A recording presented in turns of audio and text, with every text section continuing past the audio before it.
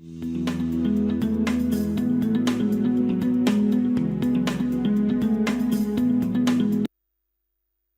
Assignment के अंत तक आप निम्नलिखित कार्यों में सक्षम हो जाएंगे। विंडोज एक्सप्लोरर का वर्णन करना, फाइल्स, फोल्डर्स और लाइब्रेरीज को स्पष्ट करना और यूजर के लिए डिफॉल्ट लाइब्रेरीज की सूची बनाना। विंडोज एक्सप्लोरर ये एक फाइल मैनेजर एप्लीकेशन है जो फाइल प्रणालियों को एक्सेस करने के लिए ग्राफिकल यूजर इंटरफेस प्रदान करता है। कभी-कभी इसे Windows shell, explorer.exe, file explorer या केवल एक्सप्लोरर के रूप में संदर्भित किया जाता है। विंडोज एक्सप्लोरर ये एक विंडोज 10 के टास्क बार का डिफॉल्ट आइकन है। विंडोज एक्सप्लोरर खोलने के लिए टास्क बार आइकन पर क्लिक कीजिए। आप स्टार्ट पर भी क्लिक कर सकते हैं। विंडोज सिस्टम के बाईं तरफ स्थित अल्फाबेटिकल सूची पर नीचे स्क्रॉल कीजिए और क्लिक कीजिए। ड्रॉप डाउन सूची से फाइल एक्सप्लोरर पर क्लिक कीजिए।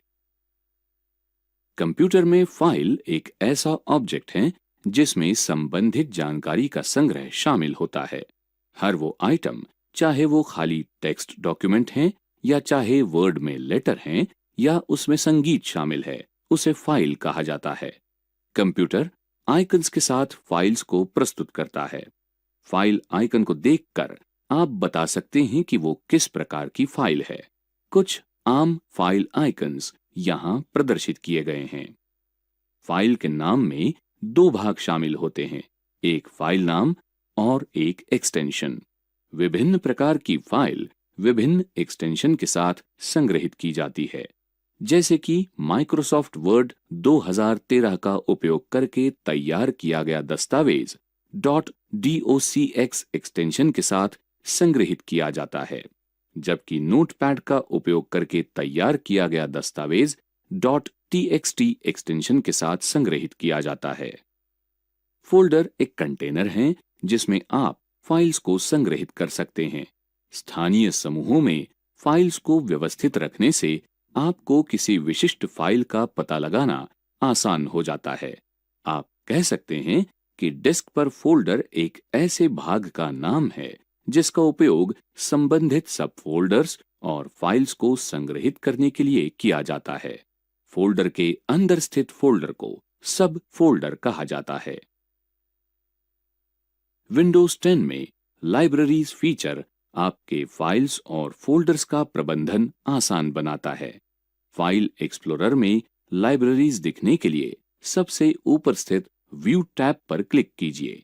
नेविगेशन पेन पर क्लिक कीजिए और शो लाइब्रेरीज विकल्प को सिलेक्ट कीजिए।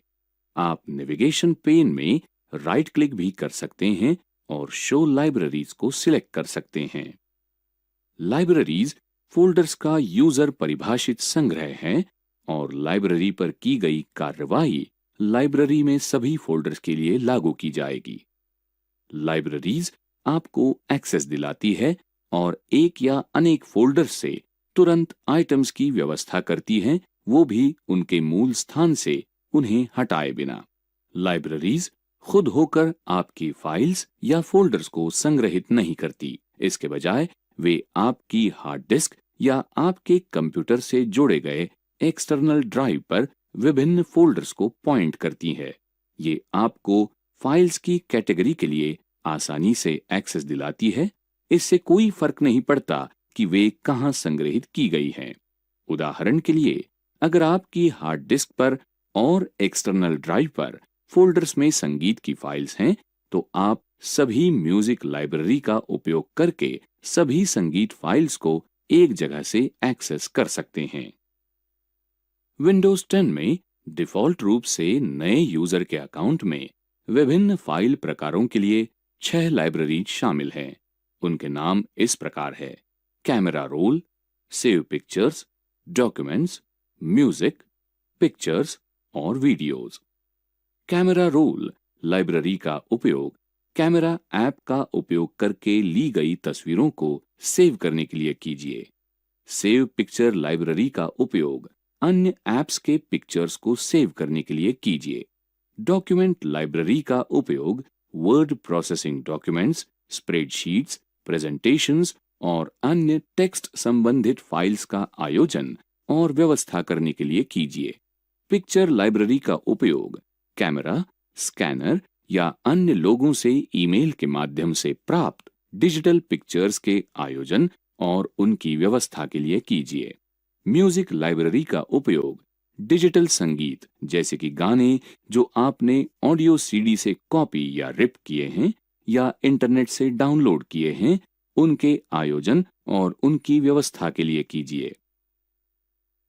वीडियो लाइब्रेरी का उपयोग वीडियोस जैसे कि डिजिटल कैमरा या कैमकॉर्डर से क्लिप्स या इंटरनेट से डाउनलोड की गई वीडियो फाइल्स के आयोजन और उनकी व्यवस्था के लिए कीजिए। आप इस असाइनमेंट के अंत में पहुंच गए हैं।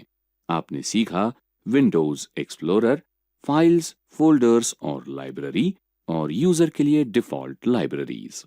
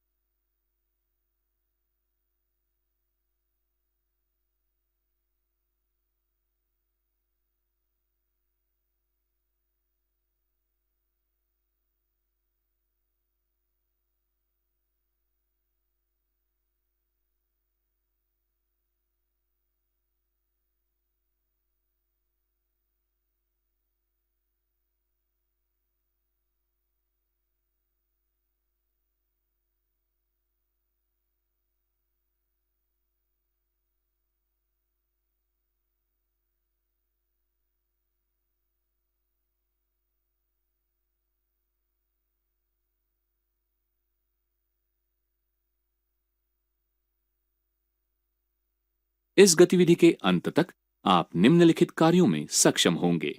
टास्क बार पर आइटम्स को पिन और अनपिन करना, स्टार्ट मेन्यू पर आइटम्स को पिन और अनपिन करना और जंप सूची पर आइटम्स को पिन और अनपिन करना। विंडोज 10 में पिन करने की सुविधा अक्सर उपयोग किए जाने वाले प्रोग्रामों के लिए शॉर्टकट बनाने का श्रेष्ठ तरीका है। पिन की हुई सामग्री जब तक अनपिन नहीं की जाती, तब तक हमेशा एक विशेष सूची में नजर आएगी। आप सामग्रियों को टास्क बार या स्टार्ट मेन्यू में पिन कर सकते हैं।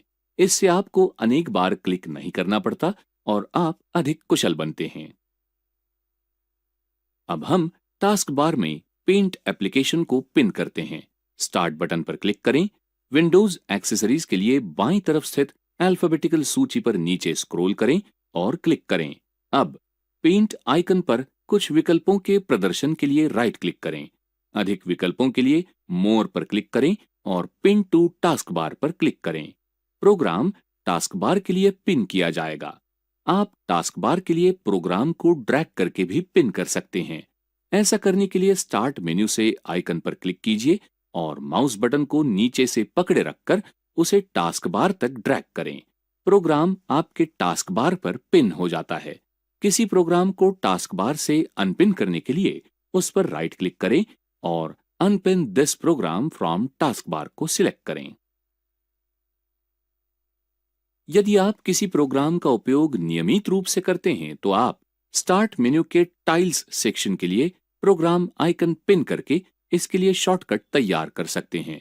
उस प्रोग्राम आइकन पर राइट क्लिक करें जिसे आप आपके टाइल्स सेक्शन के लिए पिन करना चाहते हैं और फिर पिन टू स्टार्ट पर क्लिक कीजिए। इसी तरीके से प्रोग्राम को हटाने के लिए आइकन पर राइट क्लिक कीजिए और फिर अनपिन फ्रॉम स्टार्ट पर क्लिक करें।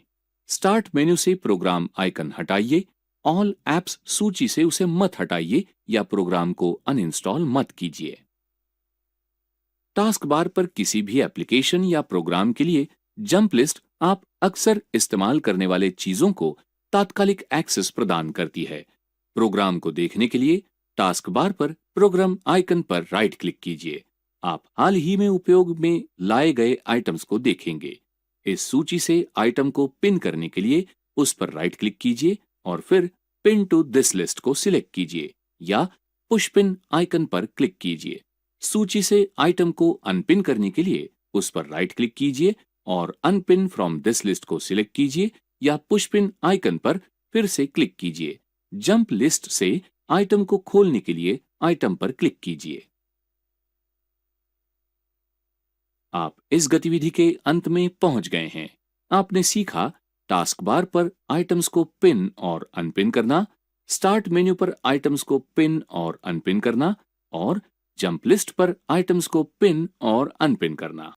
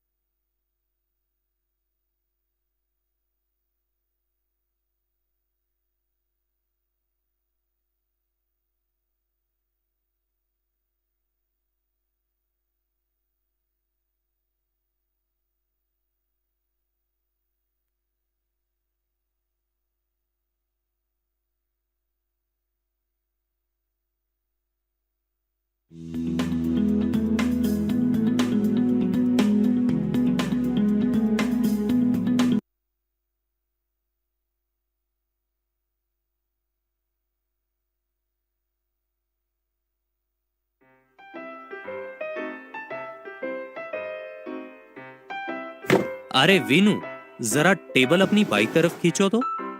अरे सिद्ध, अगर मैं तुम्हारे साथ रहने वाला हूँ तो बेहतर यही होगा कि हम होम नेटवर्क लेते हैं और वो वाईफाई हो। अरे तेरी, ये जो बात कर रहे हैं वो होम नेटवर्क मतलब क्या है? मुझे मालूम था तुम ये सवाल पूछोगे। तुम्हें लैन याद है? हाँ, लोकल एरिया नेटवर्क, जो दो या ज्यादा कंप्यूटरों को अन्य उपकरणों से जोड़ता है, जिससे उनमें डेटा हस्तांतरित हो सकता है। बिल्कुल सही मेरी। जब यह लैन घर में लागू किया जाता है और उसकी रचना बहुत जटिल नहीं होती, तब वह होम नेटवर्क कहलाता है। मतलब जब लैन घर में हो, उसे होम नेटवर्क कहते हैं, सही? हाँ हाँ, अभी ये ठीक दिख रहा है। चलो वाईफाई का राउटर ले आके उसे सेटअप करते हैं। वाईफाई? चलो ठीक है। वैसे भी तुमने मेरे लिए ही तो खरीदा है।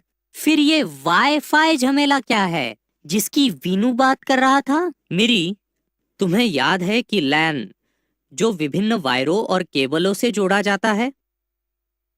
हाँ तो कई बार जो उनमें फंस चुका हूं मैं। बहुत अच्छे। वाईफाई या वायरलेस लैन एक एक्सेस पॉइंट का इस्तेमाल करते हैं। यह एक ऐसा उपकरण है जो कंप्यूटरों का अन्य उपकरणों के बीच डेटा स्थानांतरित करने के लिए रेडियो तरंगों का इस्तेमाल करता है। पर तेरी, यह उपकरण फिर वायरलेस लैन संकेत कैसे भेजता या प्राप्त करता है? उसके लिए मेरी कंप्यूटरों में छोटे एडेप्टर या चिप होते हैं। इनकी मदद से वाईफाई के द्वारा कंप्यूटरों में डेटा स्थानांतरित होता है।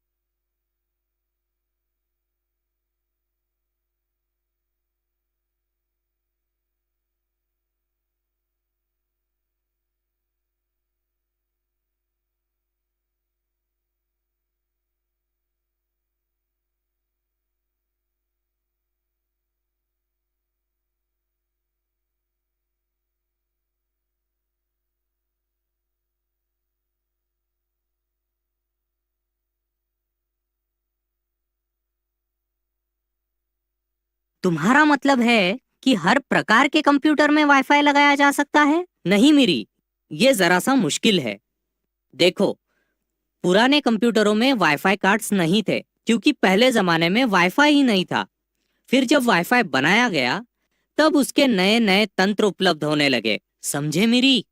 हाँ, और मैं बताऊं, जैसे ही वे बेहतरीन और नए तंत्रों के साथ आने लगे, उनकी डेटा स्थानांतरित करने की क्षमता भी बढ़ गई। हाँ, जैसे जैसे नए प्रमाण आए, जैसे ए, बी, जी और एन, डेटा स्थानांतरित करने की क्षमता 12 मेगाबिट से 300 मेगाबिट्स तक बढ़ गई और साथ ही बढ़ा उनका कार्य क्षेत्र। बहुत अच्छे। फिर जब मुझे मेरे जन्मदिन पर टैबलेट कंप्यूटर मिलेगा, तब मैं इंटरनेट यहाँ भी इस्तेमाल कर पाऊंगा, और वो भी बिना कोई वायर के। है ना तेरी?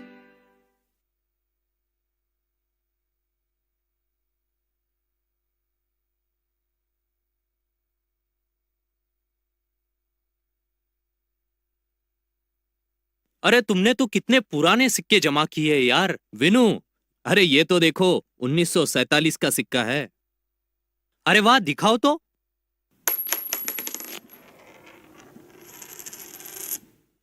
अरे यार ढूंढो उसे, बहुत जरूरी है वो।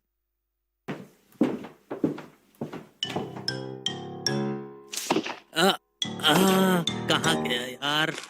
हाँ, मिल गया। हाँ, ये एक दुर्लभ सिक्का है। अब मुझे एक अच्छी सी कॉफी चाहिए। और हाँ, सिक्कों का संग्रह बड़ा ही दिलचस्प है तुम्हारा। रुको मेरी, सॉकेट से केबल अलग करके मैं तुम्हें इस झमेले से निकालता हूँ।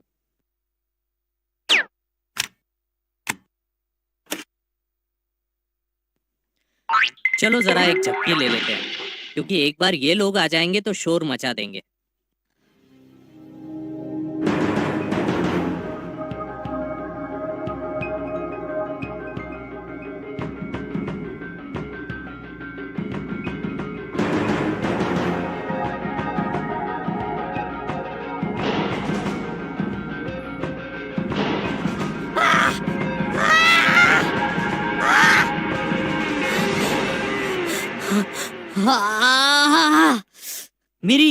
मिरी उठो तो।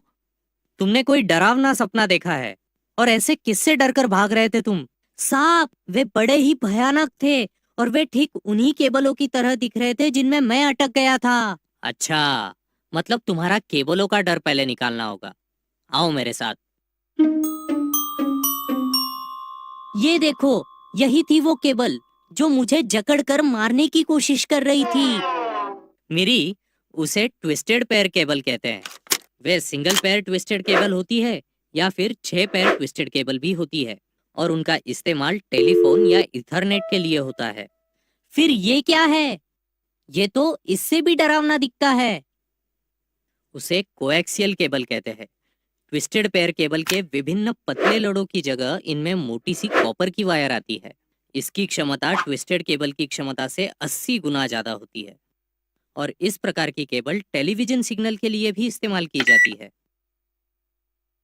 अरे ये तो कितनी सुंदर है, देखो इसमें से रोशनी बाहर आ रही है। वो फाइबर ऑप्टिक केबल है मेरी। ये कांच की ट्यूबों के माध्यम से रोशनी की नाड़ी का इस्तेमाल करके डेटा स्थानांतरित करती है। इनमें ट्विस्टेड पेयर केबल के 26,000 गुना ज्यादा डेटा स्थानांतरित करने की क्षमता होती है।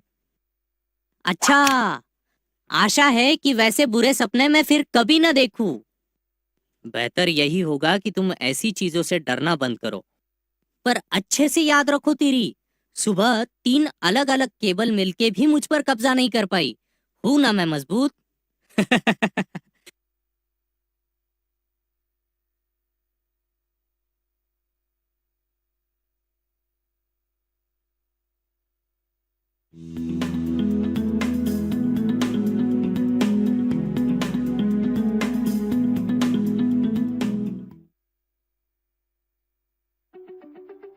Gmail automated signature. अगर आपको अच्छा व्यावसायिक बनना है तो वो अपने ईमेल्स में दिखना चाहिए। इससे मेरा मतलब सिर्फ क्लियर सब्जेक्ट और क्रिस्प पॉइंट से ही नहीं, बल्कि इसमें होना चाहिए एक सिग्नेचर भी, एक प्रोफेशनल टच के साथ। और ऐसा सिग्नेचर ऐड करने के लिए जीमेल सेटिंग्स एक्सेस करने के लिए गियर आइकन पर क्लिक करें। अब ऑल सेटिंग्स पर क्लिक करें। यहाँ पर आप सिग्नेचर रिलेटेड सेटिंग्स पा सकते हैं।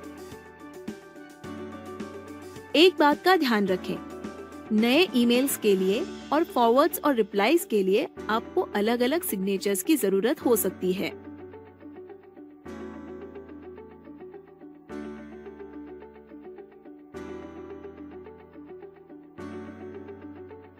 पर जो भी हो, इन चीजों को हमेशा याद रखें। पहली बात, सिग्नेचर सिर्फ 2 से 3 लाइनों तक सीमित होना चाहिए, जिसमें आपका नाम, टाइटल, कंपनी का नाम और फोन नंबर होना चाहिए। दूसरी बात, आपका ईमेल आईडी होना जरूरी नहीं है, क्योंकि आप उसी ईमेल आईडी से मेल कर रहे हैं।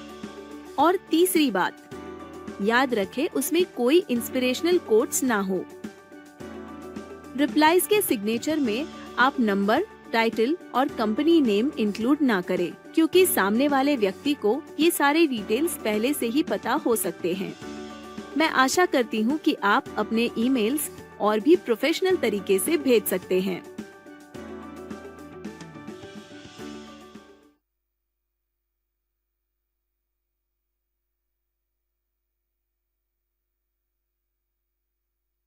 WhatsApp message without saving a contact. Well, आपके साथ कभी ऐसा हुआ है कि आपको किसी के साथ कम्युनिकेट करने के लिए व्हाट्सएप पर मैसेज भेजना हो, पर आप उसका कॉन्टैक्ट अपने लिस्ट में सेव नहीं करना चाहते, पर ऐसा कोई ऑप्शन न मिल पाने की वजह से आप उसका नंबर सेव कर लेते हैं। चिंता की कोई बात नहीं, इसके लिए मेरे पास एक तरकीब है। ब्राउजर में जाकर टाइप करें https://wa.me/ और अब कंट्री कोड टाइप करें। उदाहरण के तौर पर भारत का कोड है 91 और अब फोन नंबर टाइप करें। ये आपको एक पेज पर ले जाएगा जहां पर आपको कंटिन्यू टू चैट या ऑप्शन दिखाई देगा। अब आप वहां से व्हाट्सएप में आ जाएंगे, जहां पर आप अन्य चैट्स की तरह मैसेज टाइप कर सकते हैं, डॉक्यूमेंट शेयर कर सकते हैं और वीडियोस भी शेयर कर सकते हैं। ये आप कंप्यूटर पर व्हाट्सएप वेब के माध्यम से भी कर सकते हैं। आशा है कि आपको ये समझ आया हो।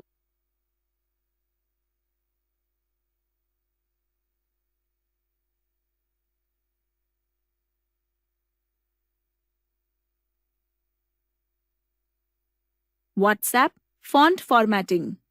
क्या आपको व्हाट्सएप पर ऐसे मैसेजेस आते हैं जिसमें कुछ टेक्स्ट हाइलाइटेड या इटैलिक हो?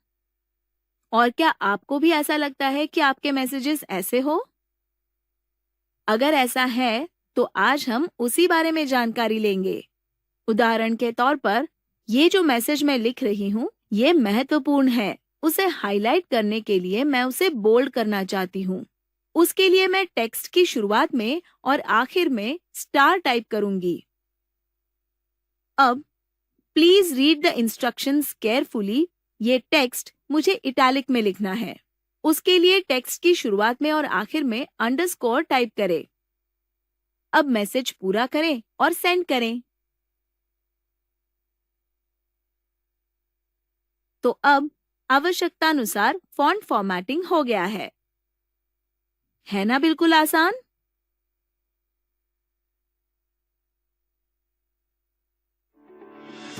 WhatsApp message without saving a contact.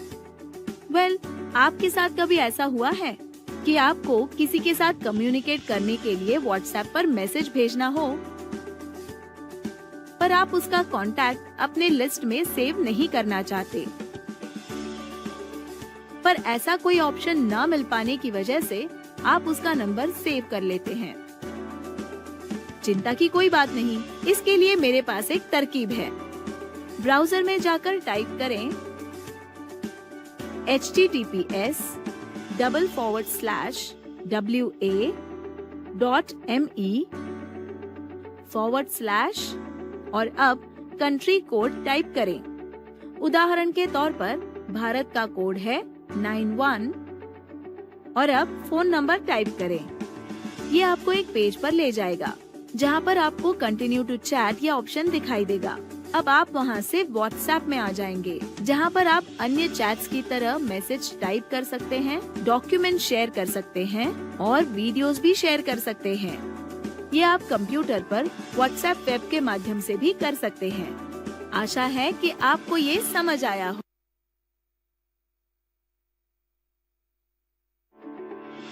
Bookmarking WhatsApp messages. Smartphone use करने के कई फायदों में से एक है व्हाट्सएप। इतना कि लगभग 1 बिलियन लोग हर रोज व्हाट्सएप का इस्तेमाल करते हैं और औसतन 3 घंटों से ज्यादा समय वो उस पर बिताते हैं। और मुझे यकीन है कि आपको भी व्हाट्सएप बहुत ही उपयोगी लगता होगा, न कि सिर्फ पर्सनल लाइफ में बल्कि प्रोफेशनल लाइफ में भी। इसमें हम कई सारी चीजें कर सकते हैं, जैसे कि contacts, chats, messages, videos share करना। लेकिन उसके आसान और सरलता के कारण हर रोज हम कई सारी चीजें रिसीव करते हैं। इसकी वजह से कभी कभार हमें इम्पोर्टेंट मैसेजेस या चैट्स ढूंढने में थोड़ी कठिनाइयाँ आ सकती हैं। और इसके लिए मैसेजेस बुकमार्क करने का फीचर हमारे पास है। जैसे कि यहाँ पर मान लीजिए मेरे साथ शेयर किया गया ये एड्रेस मुझे बुकमार्क करना है, तो मैं उसे सिलेक्ट करूंगी और यहाँ पर दिए हुए स्टार आइकन पर क्लिक करूंगी, जिससे ये मैसेज बुकमार्क हो जाएगा। इसी प्रकार से मैं अन्य मैसेजेस और डॉक्यूमेंट्स भी बुकमार्क कर सकती हूँ। जब भी मुझे इसकी जरूरत पड़ेगी तो मैं मेन्यू में जाकर स्टार्ट मैसेजेस पर क्लिक करूंगी और फिर स्टार्ट मैसेजेस की लिस्ट मेरे सामने दिखाई देगी। और फिर इस लिस्ट में से जरूरी मैसेज मैं आसानी से ढूंढ सकती हूँ। है ना ये आसान? व्हाट्सएप वेब लॉगिन में भी ये उतना ही आसान है। उसके लिए मैसेज के ऑप्शंस पर क्लिक करें और स्टार मैसेज पर क्लिक करें और आपको जब भी मैसेज की जरूरत होगी तब मेन्यू पर क्लिक करें और स्टार्ट पर क्लिक करें। और बस इतना ही। ये बहुत ही आसान है। व्हाट्सएप पर जब भी कोई इम्पोर्टेंट मैसेज आएगा तो इसे जरूर ट्राई करें।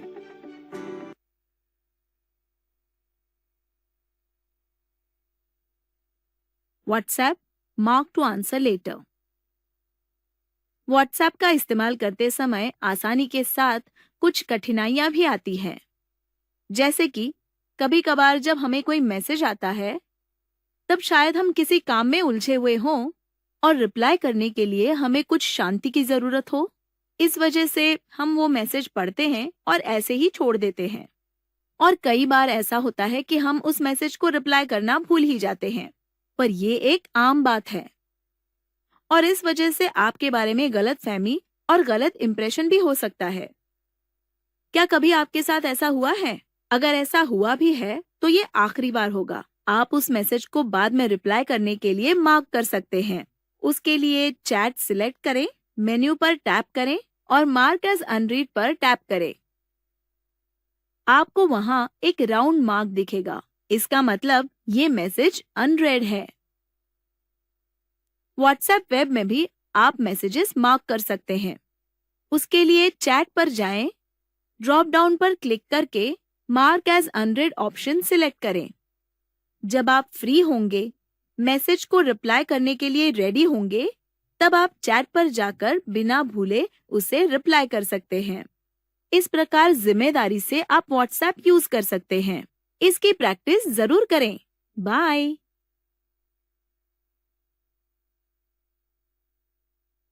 WhatsApp 2 step verification. रोशन का स्मार्टफोन चोरी हो गया। नुकसान होने के बावजूद उसे उसके डेटा की बिल्कुल भी चिंता नहीं थी, क्योंकि उसने उसे हैंडसेट लॉकिंग द्वारा प्रोटेक्ट किया था। साथ ही उसने पुलिस में कंप्लेंट भी दर्ज करवाई थी। उसके दोस्तों ने उसे व्हाट्सएप और सिम कार्ड के बारे में पूछा था, लेकिन रोशन ने व्हाट्सएप में 2 स्टेप वेरिफिकेशन किया था। क्या आप उस बारे में जानकारी लेना चाहते हैं? तो आइए सीख लेते हैं। आपके व्हाट्सएप अकाउंट को प्रोटेक्ट करने के लिए 2 स्टेप वेरिफिकेशन ऑन रखना बहुत जरूरी है। इससे व्हाट्सएप पर आपका नंबर फिर से रजिस्टर करने के लिए पिन पूछा जाएगा। इसके लिए मेन्यू पर टैप करें, सेटिंग्स पर टैप करें, अब अकाउंट पर टैप करें। यहाँ पर आप 2 स्टेप वेरिफिकेशन का ऑप्शन देख सकते हैं। अब यहाँ आपको 6 डिजिट पिन एंटर करना होगा। उदाहरण के तौर पर मैं यहाँ टाइप कर रही हूँ 1 2 3 4 5 6।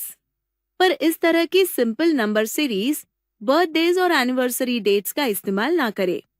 वेरिफिकेशन के दूसरे चरण में आएगा आपका ईमेल आईडी। पिन भूल जाने पर उसे रीसेट करने के लिए ईमेल एड्रेस का इस्तेमाल किया जाता है। यहाँ पर एंटर करके मेल आईडी कंफर्म करें। अब आपका 2 स्टेप वेरिफिकेशन एनेबल हो चुका है।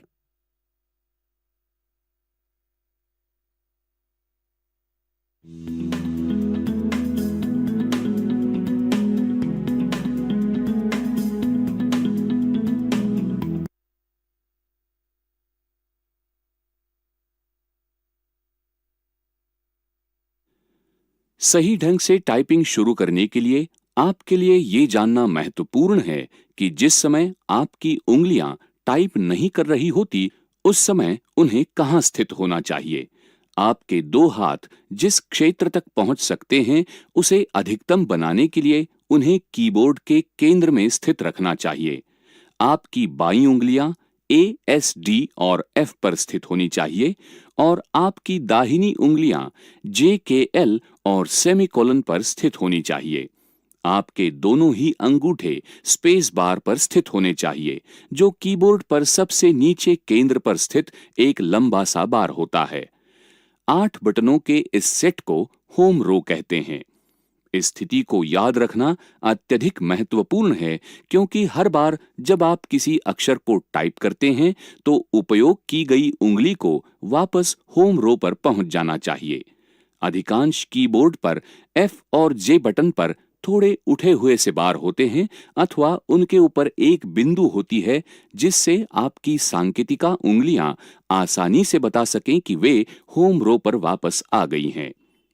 क्या आपके कीबोर्ड पर ये उभरे हुए स्थान हैं?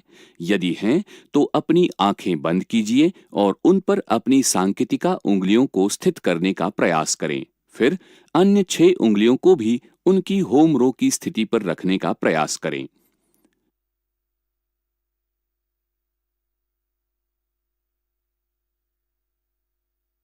स्पेस बार का उपयोग 2 शब्दों और वाक्यों के बीच स्पेस देने के लिए किया जाता है। अपने अंगूठों को इस पर रखकर आप जिस भी हाथ से अंतिम अक्षर को टाइप करें, उसके विपरीत हाथ के अंगूठे से इसे दबाएं। कुछ लोग हर बार स्पेस बार को एक ही अंगूठे से दबाना पसंद करते हैं, जो ठीक है।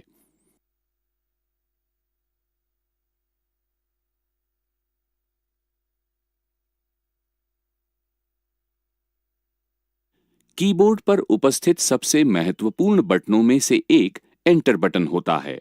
वर्ड प्रोसेसर में जब आप इसे दबाते हैं तो ये एक नई लाइन को शुरू करता है, लेकिन इसके अन्य कार्य भी होते हैं, जैसे माउस से क्लिक करने की तरह किसी निर्देश का पालन करना। इस बटन के लिए दाहिने हाथ की छोटी उंगली का उपयोग किया जाता है।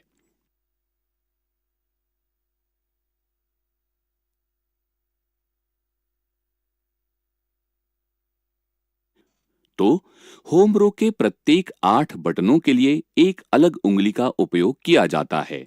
आइए हम प्रथम 4 बटनों का उपयोग करें और फिर स्पेस देकर अगले 4 बटनों का उपयोग करें। ASDF, फिर स्पेस दबाएं। अब JKL सेमीकोलन दबाएं। अब एंटर दबाएं और फिर से उन्हीं अक्षरों को टाइप करें।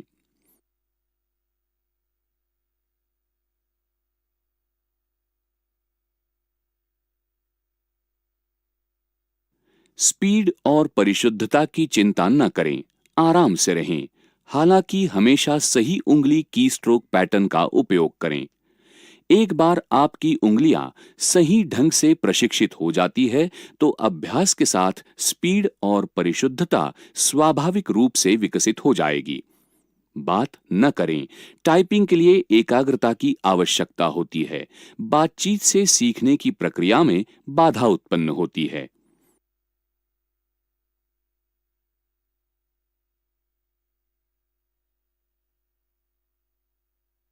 अब होम रो को थोड़ा विस्तार देने का और सांकेतिका उंगलियों और दाहिने हाथ की कनिष्ठा उंगली को कुछ अतिरिक्त दायित्व देने का समय है।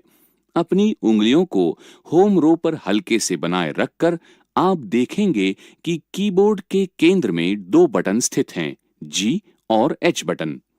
सांकेतिका उंगली के बटनों के निकटतम स्थित होने के कारण इन बटनों को इन्हीं उंगलियों से टाइप किया जाता है।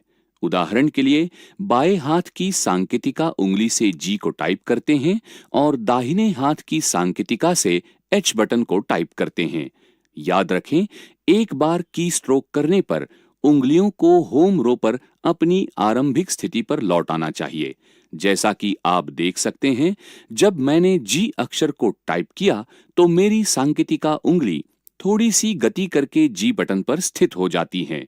मेरी अन्य सभी उंगलियां अपनी होम रो की स्थिति में बनी रहती हैं और जी को दबाने के बाद मेरी सांकेतिका उंगली भी होम रो पर वापस आ जाती है। ऐसा ही एच बटन के साथ होता है, जिसे मैं अपनी दाहिनी सांकेतिका उंगली से टाइप करता हूं।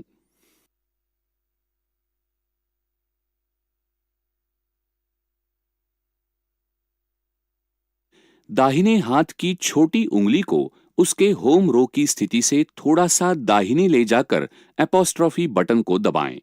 हमेशा की तरह आपकी उंगलियां अपनी होम रो की स्थिति में बनी रहनी चाहिए और कैरेक्टर को टाइप करने के बाद आपकी छोटी उंगली अपनी स्थिति पर लौट आएं।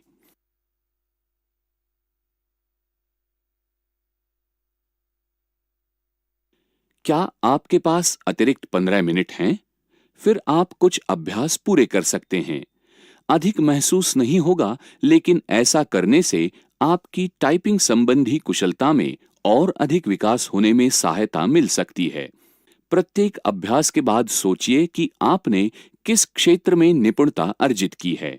यदि आप किसी अभ्यास से संतुष्ट नहीं हैं, तो उस अभ्यास को दोबारा करें।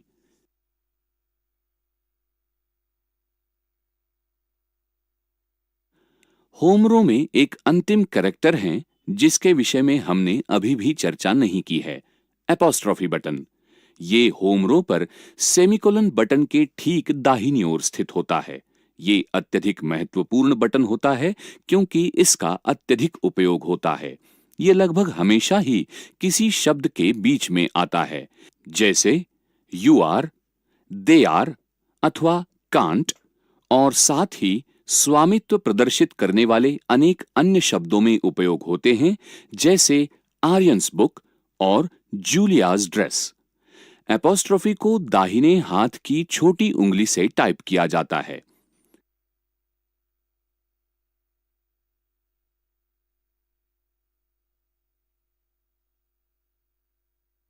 दाहिने हाथ की छोटी उंगली को उसके होम रो की स्थिति से थोड़ा सा दाहिने ले जाकर एपोस्ट्रोफी बटन को दबाएं। हमेशा की तरह आपकी उंगलियां अपनी होम रो की स्थिति में बनी रहनी चाहिए और कैरेक्टर को टाइप करने के बाद आपकी छोटी उंगली अपनी स्थिति पर लौट आए।